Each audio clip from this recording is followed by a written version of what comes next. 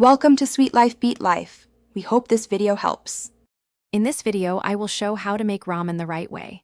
First, gather your ingredients. You'll need 1 package of instant ramen, plus any toppings you love.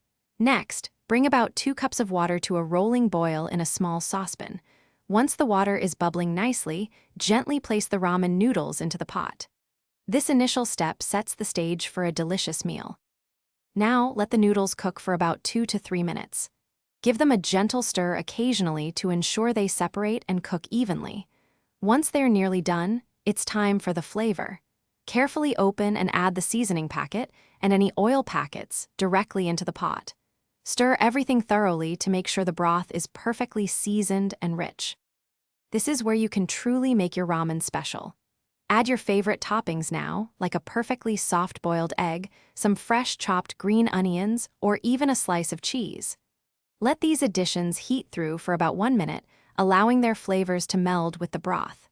Then, carefully transfer your delicious, steaming ramen into a serving bowl. Enjoy your personalized creation.